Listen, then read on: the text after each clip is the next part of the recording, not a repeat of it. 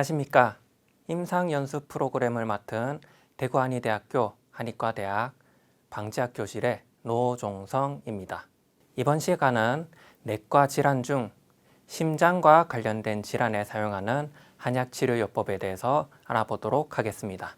먼저 한의학에서 심장은 어떻게 바라보는지 살펴보도록 하겠습니다. 심장은 한의학에서 양 중의 양이라고 불립니다. 음양 중에 양은 밝고 뜨겁고 활동적인 느낌을 이야기하는데요. 심장은 생명활동을 유지하기 위해서 계속 박동이 일어나고 있죠. 이런 식으로 끊임없이 움직이는 게 심장의 특징이고 이것이 음양에서 양의 성질과 아주 닮아 있습니다. 그래서 한의학에서는 이 심장을 불과 같다고도 설명을 하는데요. 불은 계속 활활 타오르면서 끊임없이 움직이죠. 그리고 아주 뜨겁습니다. 이러한 성질이 심장과 닮았다고 보고 있습니다. 이러한 심장의 기능은 무엇일까요? 한의학에서도 심장의 주된 기능은 혈액과 밀접한 관련이 있다고 보는데요. 그래서 혈액의 생성 그리고 운행을 주관하게 됩니다. 실제로 심장박동이 일어나게 되면 피가 폐로도 가고 그리고 전신을 순환하죠. 이런 것처럼 혈액순환을 주관하는 게 심장이 되겠습니다. 또한 심장은 정신활동을 주관하게 됩니다. 한의학에서는 심장에 사람의 혼이 머문다고 생각을 합니다. 그래서 심장이 정상적으로 기능을 하여야지 사람이 생각을 하거나 여러 가지 판단을 하거나 이런 정신활동을 모두 원활하게 할 수 있다고 보고 있습니다. 또한 심장은 소장과도 관계가 있습니다. 각각의 오장은 또 각각의 육부와 서로 밀접한 연관이 있는데요. 그것을 한의학에서는 표리 관계라고 부르기도 합니다. 이 심장은 소화기관인 소장과도 밀접한 관련이 있어서 소화작용을 돕는 데 기여를 하게 됩니다. 그래서 심장의 기능이 떨어진다면 소화기능에도 장애가 올 수 있습니다. 심장과 관련된 부위를 살펴보도록 하겠습니다. 먼저 입속에 있는 혀가 되겠습니다. 혀는 심장의 기능이 드러나는 곳으로 알려져 있고 그래서 혀는 진단에 많이 활용합니다. 혀의 색깔이나 혀에 낀 태 같은 경우 일반적인 진단에도 많이 활용이 되며 특히 심장의 기능, 심장의 건강을 알고 싶을 때 이 혀의 상태를 유심히 살펴보게 됩니다. 그리고 땀도 심장과 관련이 많습니다. 한의학에서는 이 땀이 혈액이 변화하여 생긴 것이라고 보고 있습니다. 그래서 사람이 땀을 흘릴 때 이 땀의 성질이 어떠한지 그리고 땀을 낮에 흘리는지 밤에 흘리는지 이러한 여러 가지 것들로 심장의 기능을 알 수가 있습니다. 그리고 안면 역시 심장과 관련이 있는데요. 얼굴에는 혈관이 풍부하게 분포되어 있습니다. 그래서 이 심장은 혈액순환과 관련이 있고 혈액순환이 제대로 되지 않는다면 얼굴색에 변화가 올 수 있습니다. 그래서 얼굴색이 창백하냐 혹은 누렇게 뜨냐 혹은 붉게 나타나냐 이런 거에 따라서 심장의 여러 가지 증상, 기능 등을 알 수 있습니다. 그럼 이 심장과 관련된 질환들은 무엇이 있을까요? 일단 심장이 있는 부위가 가슴이죠. 그래서 흉통이 있을 경우 심장과 많이 관련이 있는 것으로 보겠습니다. 또 심장 박동과 관련하여 평소보다 심장 두근거림이 많이 심한 경우 이것도 심장과 관련이 있는 질환이 되겠습니다. 혈액순환과 관련이 있기 때문에 몸에 부종이 나타나는 것도 심장과 관련이 있고요. 인체의 상부에 있어서 기침 같은 증상이 나타날 때도 심장이 관여하는 경우가 있습니다. 그리고 혈액순환과 관련하여 여러 가지 질병들 역시 심장과 관련이 있는데요. 먼저 몸속에 나쁜 피들이 모여서 여러 가지 증상을 나타낼 때 예를 들어서 월경통이 나타난다든지 아니면 혈관 안에 찌꺼기가 쌓여가지고 혈액순환이 장애가 되어 죽상동맥경화증 같은 것들이 생기는 여러 어열 증상이 심장과 관련이 있습니다. 또한 심장은 혈액이 혈관 내부로 잘 순환할 수 있게 만들어주는데 이 기능이 잘 되지 않으면 출혈이 일어납니다. 그래서 코피라든지 피를 토한다든지 혹은 대변에 피가 섞인다든지 이러한 각종 출혈 증상에 심장이 관련되어 있습니다. 또한 허혈이라고 하여 몸속의 혈 자체가 부족하여 생기는 여러 가지 질환들도 역시 심장과 관련이 있다고 볼 수 있습니다. 이러한 여러 질환들이 심장과 관련이 있으며 이러한 질환을 치료할 때 이제 우리가 배울 여러 한약 처방을 활용할 수가 있겠습니다. 그럼 심장과 관련된 질환에 사용하는 본초들을 알아볼까요? 이 본초들은 대부분 혈액과 밀접한 관련이 있습니다. 그래서 혈액순환을 개선시키든지 아니면 부족한 혈액을 보충시켜주는 작용이 있는 본초들을 많이 사용하는데요. 첫 번째가 당귀입니다. 이 당귀는 임상에서도 많이 활용을 하고 또 식품에도 많이 사용을 합니다. 미나리과에 속한 당귀의 뿌리를 사용하게 되고 이 성질은 따뜻하며 맛은 단맛과 매운맛이 나게 됩니다. 그래서 심장, 간, 비장에 작용을 합니다. 이 당귀는 대표적으로 혈액을 보충시키는 작용이 있습니다. 그래서 각종 허혈성 질환이 있을 때 이 당귀를 많이 활용하게 되는데요. 특히 한의학에서는 남자와 여자를 치료할 때 남자는 주로 기에 문제가 생겨서 병이 나타나게 되고 여자는 주로 혈에 문제가 생겨서 질병이 나타나게 됩니다. 그래서 이 혈을 보충하는 작용이 있는 당귀는 주로 여성분들에게 많이 사용되기도 합니다. 그래서 당귀는 월경과 관련해서 여러 가지 질환이 있을 때 그것을 치료해주는 효과가 뛰어나고 통증을 먹게 해줍니다. 또한 혈액은 우리 몸속의 수분이나 진액과도 관련이 있기 때문에 혈액을 보충해주면 우리 몸이 메말라 있는 증상을 치료할 수 있습니다. 이를 통해 변비 같은 것도 해소시킬 수가 있고요. 그래서 당귀가 치료하는 주요 증상들을 살펴보면 월경과 관련된 여러 증상들, 그리고 복통, 혹은 속에 무언가가 노폐물이 쌓여서 덩어리가 만져질 때, 혹은 여성분들의 비정상적인 질출혈, 두통, 어지러움, 변비 같은 증상에 사용하게 됩니다. 이 당귀도 여러 가지 실험들로 인해서 효과가 입증되었는데요. 항암 효과, 항산화 효과, 면역 증강 효과, 혈압 강화 효과 등이 밝혀져 있습니다. 다음으로 청궁입니다. 청궁은 미나리과에 속한 청궁의 뿌리 줄기를 사용하게 됩니다. 이 청궁 역시 성질은 따뜻하며 맛은 매운맛이 납니다. 이 청궁은 주로 간과 담에 작용을 하게 되는데 청궁은 앞서 살펴본 당귀와는 다르게 혈액을 보충하는 것이 아니고 혈액이 원활하게 흘러서 혈액순환이 잘 되도록 하는 기능을 가집니다.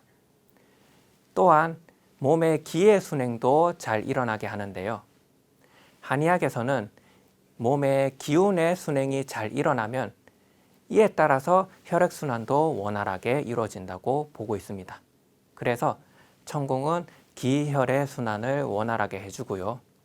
또한 몸에 있는 여러 가지 풍 증상들을 제거해주는 작용이 있고 역시 통증을 제거해주는 작용이 있습니다.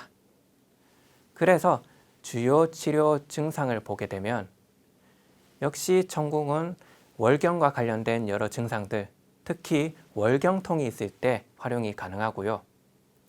배가 아프고 배 덩어리가 만져질 때 혹은 가슴이나 옆구리 부위가 찌르는 듯이 아플 때 또 두통이 있고 관절통이 있을 때 사용이 가능합니다.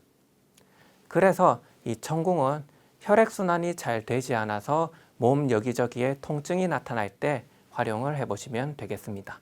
천궁 역시 실험을 통해 많은 효과가 알려져 있는데요. 항암 효과, 항염증 효과, 항산화 효과가 알려져 있고 혈액순환 개선 효과 역시 뛰어난 것으로 알려져 있습니다. 다음으로 단삼입니다.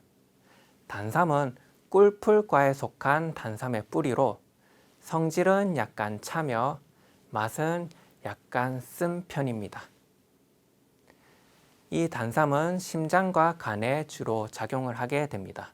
단삼 역시 혈액순환을 개선시켜주고 몸의 나쁜 피를 제거해주는 역할을 합니다. 또한 이를 통해 여성분들의 월경과 관련된 증상들을 잘 조절해주고 통증을 제거해줍니다. 그리고 혈액을 보충하는 효과도 들어있어서 이 심장 기능을 돕게 해주고 이를 통해 원활한 정신활동이 이루어지게 만들 수 있습니다.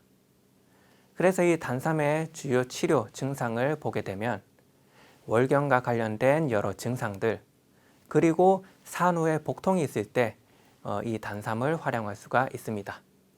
그리고 복부나 이런 데 여러 덩어리가 만져진다든지 정신이 안정되지 않아서 불안하거나 이로 인해 잠을 들지 못하는 경우에 단삼을 활용해 볼 수가 있습니다. 단삼 역시 여러 가지 효능들이 실험을 통해서 밝혀져 왔는데요. 이 단삼은 혈액순환을 개선하고 나쁜 피를 제거하기 때문에 죽상경화증을 억제하는 작용이 있는 것으로 알려져 있습니다. 그 외에 항산화 효과라든지 항혈전 효과, 혈관성 치매를 개선하는 효과가 있습니다. 그리고 정신질환과 관련하여 항우울 효과도 역시 있는 것으로 알려져 있고요. 그 외에 항염증 효과라든지 항암 효과도 존재합니다. 다음으로 도인입니다. 도인은 장미과에 속한 복사나무의 씨앗입니다. 즉 쉽게 얘기하면 복숭아 씨앗을 약으로 사용하는데요. 그 성질은 평합니다. 즉 뜨겁지도 차갑지도 않고요. 맛은 쓰고 단맛이 나타납니다. 이 도인은 심장과 간 그리고 대장에 주로 작용을 하게 됩니다. 도인 역시 혈액순환을 개선하는 작용이 있고 몸의 나쁜 피를 제거해주는 작용이 뛰어납니다. 또 도인은 윤장통변이라 하여 변비를 해소하는 작용이 있는데요. 이러한 씨앗 종류는 속에 여러 기름 성분들이 많이 함유가 되어 있고 그래서 여러분들이 음식을 하실 때 식용유를 사용할 때 이런 씨앗에서 기름을 추출해서 사용을 하게 됩니다. 이런 기름 종류는 한의학에서 메말라 있는 것을 촉촉하게 적셔주는 작용을 하는데요. 그래서 변비가 있는데 특히 대변이 딱딱하게 굳어서 생긴 변비일 경우 이 대변을 부드럽게 풀어서 변비를 해소하는 작용이 있습니다. 그래서 도인 같은 경우 주로 월경통이 있거나 변비가 있을 때 활용을 할 수 있습니다. 도인 역시 실험을 통해 많은 효과가 알려졌는데요. 항염증 효과도 알려졌고 신경보호 효과 그리고 고지질혈증 개선 효과도 알려져 있습니다. 이렇게 심장과 관련된 질환을 치료할 때는 혈액순환 개선이라든지 혈액을 보충할 수 있는 효과를 지닌 본초들을 많이 활용을 하게 됩니다. 그럼 이제 심장과 관련된 질환에 사용하는 한약 치료요법을 살펴보도록 하겠습니다. 여러 처방들이 나올 건데요. 가장 먼저 복령보심탕입니다. 이 복령보심탕은 처방의 이름에서도 알 수 있듯이 복령이 들어가며 심장을 도와주는 역할을 하는 처방입니다. 그 구성을 살펴보겠습니다.